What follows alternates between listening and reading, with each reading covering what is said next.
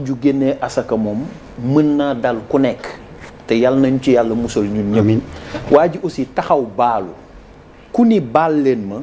ñëpp dañu war a comprendre ni yàlla moom ci boppam sax def ni buñ ko tooñee baalu ko pour mu baal ñu kon idée wu baal nañ ko ak yooyu dépassé nañ ko que juumoon na baalu mais bu Yérim bëggee ñëwaat aussi ci wax nit ñi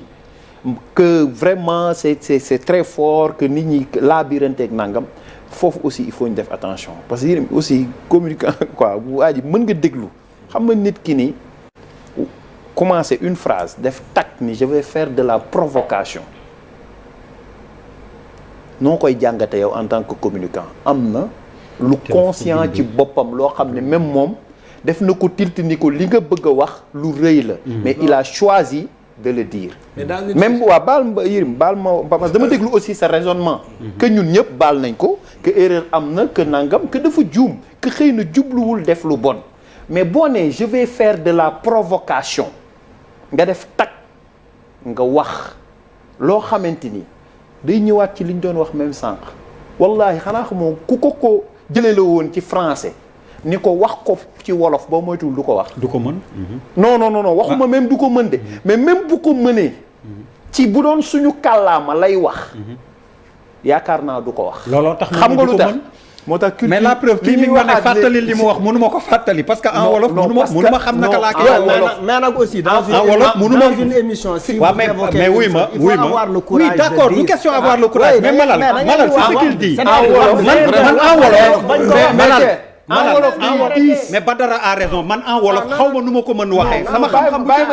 xam-xam bu ci jeexee du ma ne xaw ma nu ma koy waxee der man doomi mënu ma ko xam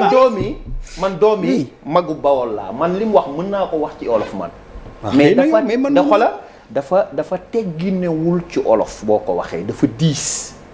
moo tax ñuy wax ni gis nga même di réfléchir ci langu keneen cette traduction simultanée là lu metti la Cheikh Anta Diop am na lu garaaw lu mu ci bindoon lu am profondeur moo tax mu doon wax ni dañuy perdre CICP ak nangam ci tëppand mag ci langue bi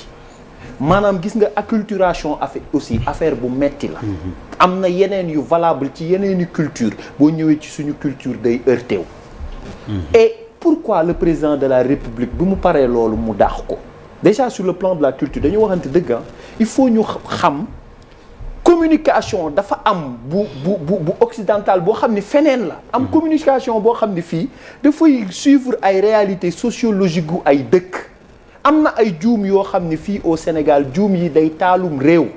moi je pense que la réaction du président de la République même bi gaaw dafa anticiper sur beaucoup de choses parce que vidéo baa ngi doon daw di jël ay proportions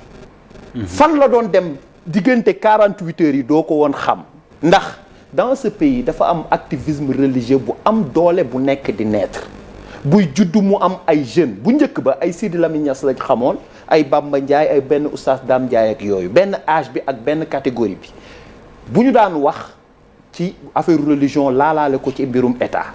mais dañu dem ba ay xale yu ndaw jeunes jàngi dem ay universités yi ay Caire ay nangam nekk ay jeunes intellectuels arabes ñëw di produire ay réflexion di wax ñu leen di déglu nag ci dëkk bi nit ñi di leen bàyyi xel bu baax mu am activisme religieux bu am doole bu ñuy wax même ci médium yi nga gis portée bi muy am ak ni leen nit ñi di dégloo je pense que Macky Sall a une opposition bu muy jàkkaarlool opposition classique et politique mais il y a une autre aussi yeneen forme ay associations religieuses yoo xam ne dañu bàyyi xel trop ci religion bi nu muy demee Sénégal am yoo xamante ni dañ ciy taxaw di ci dëgg au Sénégal fii les manifestations yi mujjee am à la place de l'Obélisque ces 2-3 dernières années yi fa ëpp doole ay associations religieuses ñoo ko organisé te ci ay mbir la ñuy kaas yoo xamante ne ay dérive la ay yenn yoo xam ne jàpp nañ ni kàngam moo indi ay ànd sàmb jikko yi moo indi ay ñeneen ñoo xamante ne leen di suivre ñu am di wax nit ñi di leen déglu moo am portée bu mu wax li tax le président teel a réagir dàq waa ji moi je pense que c'est pour donner benn signal bu fort mi ngi koy jox boppam ak ñi mu faral mais aussi mi ngi koy jox ñi mu jàkkaar lool parce que nag der gis nga heurter pas-pasu nit baaxul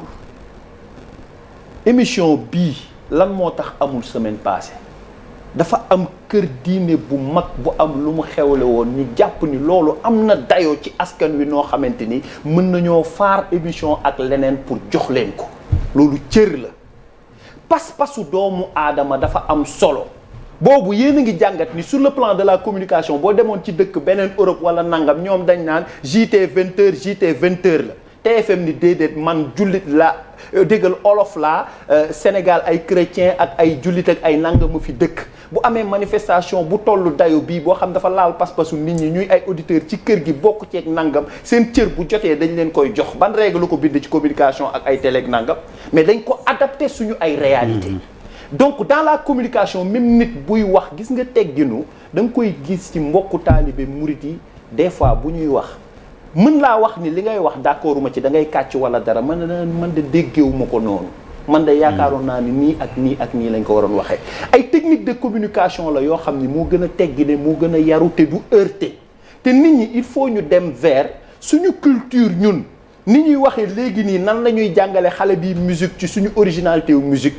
noonu la communication suñu communication yam gis nga dem nañ ba léegi président yi da ngay gis sommet yi gën a mag président bi dégg na anglais waaye bu excès du wax anglais dégg na français waaye bu excès du wax français il préfère parler langue maternelle am pour que mots yi de manière pointue du ci juum ak interprétation yi ëllëg donc acculturation baaxul mais le président man pour man dafa def acte politique aussi bu génnee signal bi parce que dafa am activisme religieux bu am doole bu fi ne bërki Dembo Ndiaye gis ngeen bi ensemble jikko yi defee sur l'homosexualité mu woo les imams en wolof jël temps bu yàgg pour expliquer parce que il a les bulletins de renseignement et il a tout il sait que dëkk bi ceeb mën naa yokk